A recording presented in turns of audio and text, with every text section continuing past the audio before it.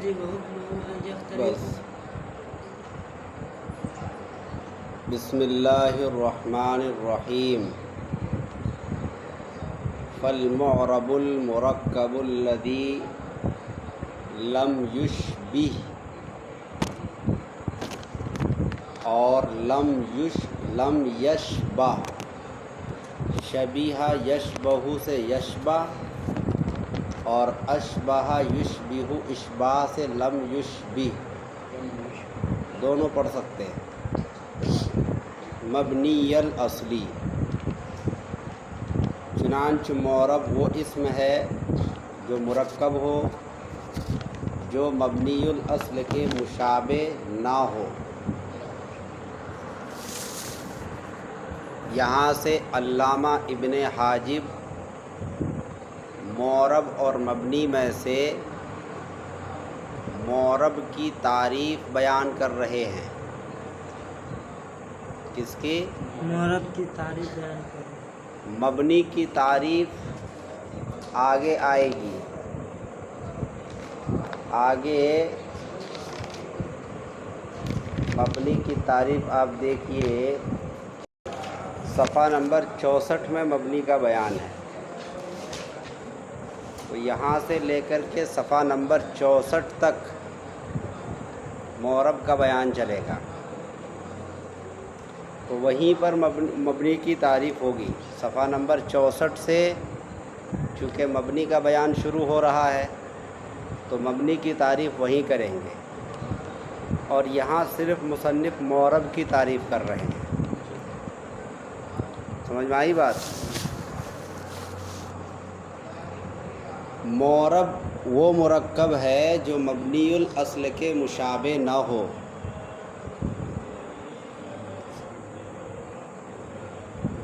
جب مصنف نے معرب کہا تو اس میں مرکب، غیر مرکب اور مبنی الاصل کے مشابہ اور غیر مشابہ سب شریک تھے۔ جب المرکب کہا تو مرکب یہ فصل اول ہے، اس کے ذریعے سے غیر مرکب کو خارج کر دیا، جیسے الف با تا سا، یہ مرکب نہیں ہے، یہ خارج ہو گئے۔ اسماء معدودہ، شمار کرتے وقت جب اسماء بولے جاتے ہیں، نام بولے جاتے ہیں، تو جیسے کہا زید، عمر، بکر، تو اس طرح سے زید مبنی ہوگا، عمر مبنی ہوگا جب ان کو بیان کیا جائے گا، شمار کیا جائے گا، یہ بھی خارج ہو گئے۔ لم یشبہ مبنی الاصلی یہ فصل ثانی ہے، اس کے ذریعے سے ان کو نکال دیا جو مبنی الاصل کے مشابہ ہیں، جیسے اسماء اشارہ، اسماء موصولہ، یہ مبنی الاصل کے مشابہ ہیں، ان کو خارج کر دیا۔ تو یہاں پر المرکب فصل اول ہے، لم یشبہ مبنی الاصلی یہ فصل ثانی ہے۔ اب یہ تعریف جامع اور مانع ہو گئی، سمجھ میں آئی بات؟ تو اس عبارت کا مفہوم آپ کو صاف صاف یہ سمجھ میں آ گیا کہ یہاں صرف مصنف نے معرب کی تعریف کی ہے۔ معرب کس کو کہتے ہیں؟ معرب اس کو کہیں گے جو مرکب ہو اور جو مبنی الاصل کے مشابہ نہ ہو۔ اس کا الٹا ہوگا تو مبنی ہوگا، یعنی جو مرکب نہ ہو وہ مبنی، جو مبنی الاصل کے مشابہ ہو وہ مبنی۔ آئی بات سمجھ میں؟ تو عبارت کے اندر کل اتنی بات ہے۔ اب اس کے اندر کچھ پوشیدہ باتیں ہیں جو بہت اہم ہیں۔ پوشیدہ بات یہ ہے کہ مصنف نے لم یشبہ کہا ہے، اور مشابہت کہتے ہیں اشتراک فی الکیف کو۔ گویا کہ مصنف نے اشتراک فی الکیف کی نفی کی ہے، اشتراک فی الکم کی نفی نہیں کی۔ جب اشتراک فی الکم کی نفی نہیں کی تو اس کا مطلب یہ ہے کہ اشتراک فی الکم یہ معرب ہوگا، حالانکہ اشتراک فی الکم بھی مبنی ہے۔ یہ معترض نے اعتراض کیا کہ لم یشبی آپ نے کہا، لم یشبی سے مراد ہے اشتراک فی الکیف، تو آپ نے اشتراک فی الکیف کی نفی کی ہے، اشتراک فی الکم کی نفی نہیں کی ہے۔ اس سے پتہ چلا کہ اشتراک فی الکم معرب ہے، حالانکہ اشتراک فی الکم بھی مبنی ہے۔ اس کی مثال جیسے کاف خطاب اسمی، جیسے ادعو کا، ادعو کا میں جو کاف ہے یہ کاف خطاب اسمی ہے کیونکہ یہ اسم کی جگہ پر ہے۔ جیسے یا زیدو، یا کس کے معنی میں ہے؟ ادعو فعل کے، اور زید کہاں پر ہے؟ کاف کی جگہ پر۔ یا زیدو کی اصل ہے ادعو کا، کاف کی جگہ پر کس کو رکھ دیا؟ زید کو۔ تو یہ جو زید کی جگہ پر کاف ہے، چونکہ زید اسم ہے، اس کی جگہ پر جو کاف آیا وہ کاف خطاب اسمی ہوا۔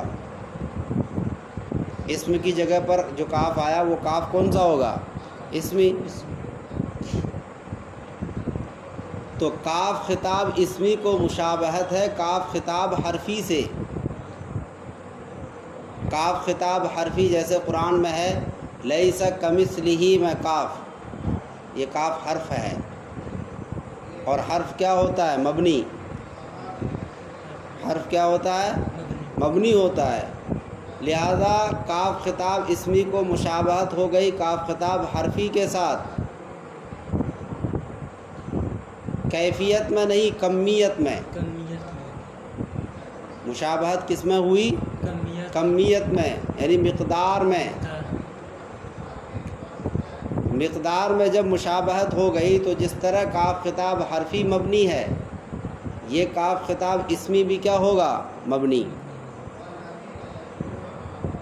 حالانکہ آپ نے لم یشبی کے اندر صرف لم یشبی سے مراد لیا ہے اشتراک فی الکیف، آپ نے اشتراک فی الکیف کی نفی کی ہے، اشتراک فی الکم کی نفی نہیں کی ہے۔ جب آپ نے اشتراک فی الکم کی نفی نہیں کی تو اس سے پتہ چلا کہ ہو سکتا ہے اشتراک فی الکم معرب ہو، حالانکہ وہ بھی مبنی ہے۔ اور مثال میں نے آپ کو دے دی کہ جیسے کاف خطاب اسمی، اس کو مشابہت ہے کاف خطاب حرفی کے ساتھ کمیت میں، کیفیت میں نہیں۔ تو آپ نے نفی نہیں کی ہے، اس لیے کاف خطاب اسمی کیا ہوگا؟ معرب، حالانکہ حقیقت میں کاف خطاب اسمی کیا ہے؟ مبنی ہے۔ یہ اعتراض ہوا۔ اس کا جواب یہ ہے کہ لم یشبی یہ لم یناسب کے معنی میں ہے۔ کس کے معنی میں ہے؟ یہ لم یشبی لم یناسب کے معنی میں ہے، اور مناسبت کی 4 قسمیں ہیں۔ نمبر 1 مجانست، 2 چیزیں جنسیت میں شریک ہوں، جیسے زید اور فرس،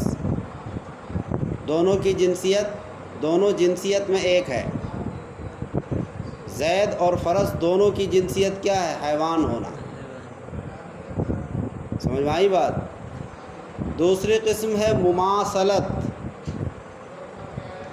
مماثلت کہتے ہیں کہ 2 چیزیں نوعیت میں شریک ہوں، جیسے زید اور عمر، یہ دونوں کے دونوں نوع ہونے میں یعنی انسان ہونے میں شریک ہے۔ انسان کیا ہے؟ نوع ہے۔ تیسری قسم ہے مشابہت، جو یہاں لم یشبی آیا وہی۔ مشابہت کہتے ہیں اشتراک فی الکیف کو، یعنی کسی چیز کا وصف میں شریک ہونا، کسی چیز کا وصف میں شریک ہونا۔ جیسے زید کالاسد، زید شیر کی طرح ہے، وصف بہادری میں زید شیر کی طرح ہے۔ جیسے شیر بہادر ہے، زید بھی کیا ہے؟ بہادر ہے۔ اور چوتھی قسم ہے مشاکلت، مشاکلت، دو چیزیں شکلوں میں شریک ہوں، جیسے گھوڑا اور گھوڑے کی تصویر، دونوں کی شکل ایک ہے، سمجھ میں آئی بات؟ تو ان چاروں میں عام ہے کون؟ مناسبت، مناسبت، مناسبت سب سے عام ہے، مناسبت سب سے لہذا عام کی نفی سے خاص کی نفی ہو گئی۔ جب اس کو آپ نے لم یشبی کو لم یناسب کے معنی میں لے لیا تو یہ عام ہو گیا، اور عام کی نفی سے خاص کی نفی ہو جاتی ہے، ہو جاتی ہے، لہذا اشتراک فی الکم اور اشتراک فی الکیف وغیرہ سب کی کیا ہو گئی؟ نفی ہو گئی۔ آئی بات سمجھ میں؟ اوپر یہی تو اعتراض تھا کہ آپ نے لم یشبی سے اشتراک فی الکیف مراد لیا اور اشتراک فی الکیف کی نفی کی، اشتراک فی الکم کی نفی نہیں کی، سمجھ میں آئی بات؟ تو اس کا جواب دے دیا کہ لم یشبی کس کے معنی میں ہے؟ لم یناسب کے۔ جب لم یشبی کو لم یناسب کے معنی میں لے لیا، اور لم یناسب یہ عام ہے، ان چاروں میں سب سے عام کون ہے؟ لم یناسب یعنی مناسبت۔ مناسبت، جب مناسبت کی نفی ہو گئی جو کہ عام ہے، تو عام کی نفی سے خاص کی نفی ہو جاتی ہے۔ آئی بات سمجھ میں؟ اس کے بعد پھر معترض کہتا ہے کہ آپ نے لم یشبی کو لم یناسب کے معنی میں لیا تو اس سے خرابی لازم آ رہی ہے۔ خرابی یہ ہے کہ غیر منصرف کا مبنی ہونا لازم آ رہا ہے۔ کس کا؟ غیر منصرف کا مبنی ہونا لازم، غیر منصرف کا مبنی ہونا لازم آ رہا ہے۔ ہاں، کیسے؟ دیکھو فعل کے اندر دو چیزیں ہوتی ہیں، نمبر ایک معنی مصدری، نمبر دو زمانہ۔ اہم، یہی دو اہم ہیں، نسبت الی الفاعل تو بعد کی چیز ہے، ویسے تو تین چیزیں ہوتی ہیں فعل کے اندر، مگر یہ دو اہم ہیں، معنی مصدری اور زمانہ۔ اور قافیہ کے حاشیے میں لکھا ہے کہ معنی مصدری اور نسبت الی الفاعل یہ دو چیزیں ضروری ہیں۔ تو فعل کے اندر دو چیزیں ہیں، اور غیر منصرف بھی اس وقت بنتا ہے جب اس کے اندر دو فرعیں پائی جائیں، دو فرعیں، عدل، وصف، تانیث، یہ سب کیا ہے؟ فرعیں ہیں، کیونکہ عدل معدول کی فرع ہے، وصف موصوف کی فرع ہے۔ آپ نے پڑھا کہ نہیں پڑھا؟ تو آپ کہہ دیں دو سبب یا دو فرعیں۔ غیر منصرف کوئی کلمہ جبھی بنے گا جب اس کے اندر دو اسباب ہوں گے، تو یہ دو اسباب کا محتاج ہے، اور فعل بھی دو چیزوں کا محتاج ہے، تو وجود فرعیتین میں غیر منصرف فعل کے مشابہ ہو گیا، مناسب ہو گیا۔ وجود فرعیتین میں غیر منصرف کیا ہوا؟ فعل کے مناسب اور مشابہ ہو گیا۔ سمجھ میں آئی بات؟ جب غیر منصرف کو مشابہت ہو گئی فعل کے ساتھ وجود فرعیتین میں، تو غیر منصرف کو بھی کیا ہونا چاہیے؟ مبنی، جیسے فعل ماضی مبنی ہے۔ سمجھ میں آئی بات؟ تو اس کو بھی کیا ہونا چاہیے؟ مبنی۔ یہ اعتراض ہوا، تو اس کا آسان جواب یہ ہے کہ یہ جو لم یشبی ہے اس کو ہم نے لم یناسب کے معنی میں لیا، لیکن مناسبت سے ہماری مراد ہے مناسبت مؤثرہ۔ کیا مراد ہے؟ مناسبت مؤثرہ۔ اور مناسبت مؤثرہ کی 6 قسمیں ہیں، ان 6 قسموں میں غیر منصرف نہیں ہے۔ جب غیر منصرف نہیں ہے تو غیر منصرف مبنی نہیں ہوگا۔ سمجھ میں آئی بات؟ مناسبت سے ہماری مراد لم یشبی کو کس کے معنی میں لیا تھا؟ لم یناسب کے معنی میں لیا تھا نا۔ جب لم یشبی کو لم یناسب کے معنی میں لیا تو اسی پر اعتراض ہوا تھا کہ فعل کے ساتھ مناسبت ہے کس کو؟ غیر منصرف کو، وجود فرعیتین میں۔ دو فرعوں کے پائے جانے میں، لہذا اس کو بھی مبنی ہونا چاہیے۔ تو اس کا جواب یہ کہ یہ مبنی نہیں ہے، اس لیے کہ مناسبت سے ہماری مراد ہے مناسبت مؤثرہ، اور مناسبت مؤثرہ کی 6 قسمیں ہیں، ان 6 قسموں میں غیر منصرف نہیں ہے، اسی لیے غیر منصرف مبنی نہیں ہوگا۔ کیا ہے وہ 6 قسمیں؟ نمبر 1، وہ اسم مبنی الاصل کے معنی کو متضمن ہو۔ نمبر 1، وہ اسم مبنی الاصل کے معنی کو متضمن ہو، جیسے اینا حمزہ استفہام کے معنی کو متضمن ہے۔ نمبر 2، وہ اسم علت احتیاج میں مبنی الاصل کے مشابہ ہو، جیسے اسماء اشارات اور اسماء موصولات، یہ اپنا معنی دینے میں غیر کا محتاج ہیں۔ سمجھ میں آئی بات؟ نمبر 3، وہ اسم مبنی الاصل کی جگہ پر واقع ہو، جیسے نزالی انزل کی جگہ پر واقع ہے، نزالی انزل کی جگہ پر واقع ہے۔ نمبر 4، وہ اسم اس اسم کے مماثل ہو جو مبنی الاصل کی جگہ پر واقع ہے، جیسے فجاری، یہ فجاری الفجور کے معنی میں ہے لیکن یہ نزالی کے مشابہ ہے، مماثل ہے، اور نزالی یہ انزل کی جگہ پر واقع ہے۔ کتنی صورت ہو گئی؟ 4۔ نمبر 5، وہ اسم اس اسم کی جگہ پر واقع ہو جو مبنی الاصل کے مماثل ہو، جیسے یا زیدو، میں زید، یہ کاف خطاب اسمی کی جگہ پر واقع ہے، یعنی ادعو کا میں جو کاف ہے اس کی جگہ پر کون ہے؟ زید، اور کاف خطاب اسمی کو مشابہت ہے کاف خطاب حرفی سے۔ کاف خطاب حرفی کی مثال ہم نے دی، لیسا کمثلہ میں جو کاف ہے، یہ کاف کون ہے؟ کاف خطاب حرفی۔ تو یہ کون سی صورت ہو گئی؟ 5ویں۔ 6ٹھی قسم ہے کہ وہ اسم مبنی الاصل کی طرف مضاف ہو، جیسے حین اذن، یوم اذن۔ حین اذن کی اصل ہے حین اذ کانا کذا، سمجھ میں آئی بات؟